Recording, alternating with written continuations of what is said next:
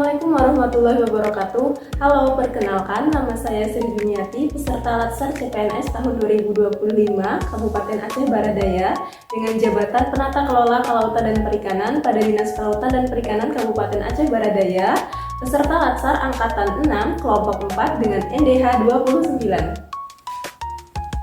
Dalam video ini saya ingin berbagi tentang pengalaman saya seputar pembelajaran pada agenda 3 yang berisi tentang manajemen ASN dan Smart ASN yang ternyata sangat berkaitan erat dengan kehidupan sehari-hari. Di mana pembelajaran pada agenda 3 ini dilakukan secara sinkronus dan asinkronus, yaitu pembelajaran secara sinkronus yang dipandu oleh Ibu fasilitator kami, Ibu Yasnifa, melalui platform Zoom Meeting. Beliau menjelaskan secara sistematik dan reflektif tentang manajemen ASN dan Smart ASN. Selain itu, diskusi juga diselingi dengan pertanyaan-pertanyaan yang kritis yang membuat kami semakin berupaya untuk berpikir kritis tentang adanya manajemen ASN dan Smart ASN ini. Substansi pembelajaran yang pertama yaitu manajemen ASN yang merupakan suatu rangkaian proses pembelajaran untuk menghasilkan ASN yang profesional dengan hasil kerja tinggi dan perilaku yang sesuai dengan nilai-nilai dasar ASN, bebas dari intervensi politik serta bersih dari praktik KKN atau korupsi, kolusi, dan nepotisme.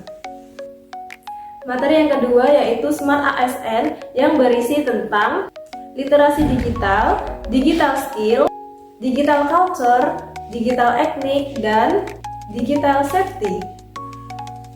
Di akhir pembelajaran secara sinkronus ini kami mendapatkan 3 tugas penting, di mana tugas yang pertama yaitu mengidentifikasi isu nasional yang berkaitan dengan manajemen ASN dan Smart ASN yang dikerjakan secara berkelompok. Kemudian tugas yang kedua yaitu tugas individu, di mana kami menganalisis dan mengidentifikasi isu yang terdapat pada unit kerja kami yang berkaitan dengan manajemen ASN dan Smart ASN.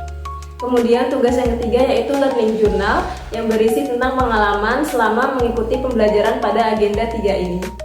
Di mana dari ketiga tugas tersebut sama-sama memiliki waktu dan durasi pengerjaan yang sangat singkat yang harus dikerjakan dan di-upload sesuai pada timeline yang telah ditentukan. Lalu kemudian di sesi asinkronus kami mengerjakan ketiga tugas tersebut dengan membaginya menjadi beberapa step, di mana step pertama kami mengerjakan tugas kelompok terlebih dahulu, yaitu dengan berdiskusi secara kelompok di dalam grup WhatsApp. Pertama-tama kami membagi menjadi 3 sub kelompok, di mana satu kelompok terdiri dari 3 dan 4 peserta Latsar. Pertama-tama kami mencari isu yang terkait dengan manajemen ASN dan Smart ASN ini, di mana isu nasional yang kami ambil yaitu isu tentang adanya peraturan atau agenda untuk PNS bekerja melalui secara fleksibel yaitu atau WFA, Work from Anywhere, yang banyak menuai pro dan kontra dari masyarakat. Selanjutnya, setelah selesai mengerjakan kedua tugas tersebut, dilanjutkan dengan pengerjaan learning journal yang disusun dalam bentuk video, kemudian untuk diupload pada link penguploadan tugas. Penerapan manajemen ASN ini sangat terlihat pada kehidupan sehari-hari, yaitu melalui sistem merit, di mana terlihat dari sistem penugasan dan pembagian tugas CPNS itu dilakukan sesuai dengan kebutuhan unit kerja satuan masing-masing. Selain itu juga penilaian kinerja dilakukan berbasis aplikasi yang sudah terukur dan terarah, serta pemberian nilai yang jelas dan indikator yang jelas pula. Selanjutnya, relevansi Smart ASN juga terlihat pada kehidupan bekerja saya sehari-hari, di mana saya sebagai CPNS Penata Kelola Kelautan dan Perikanan sangat erat kaitannya dengan aplikasi yang bernama Satu Data KKP, di mana aplikasi tersebut mengharuskan kita untuk melek teknologi untuk memahami perubahan teknologi yang terjadi, misalnya untuk memvalidasi data nelayan, data penerima kartu kesukaan nelayan, serta untuk memvalidasi jumlah hasil perikanan tangkap yang ada di Kabupaten Aceh Barat Daya ini. Tentunya hal ini akan melatih literasi digital saya secara praktis. Dari pembelajaran ini saya mendapatkan pemahaman yang utuh bahwa pengelolaan ASN itu harus dilakukan secara adil dan profesional, namun juga harus tetap siap pada perubahan digital yang akan terjadi ke depannya.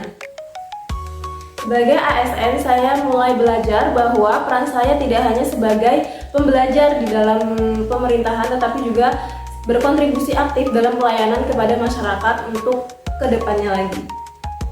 Sekian dari saya, terima kasih. Mohon maaf apabila ada kekurangan. Wassalamualaikum warahmatullahi wabarakatuh.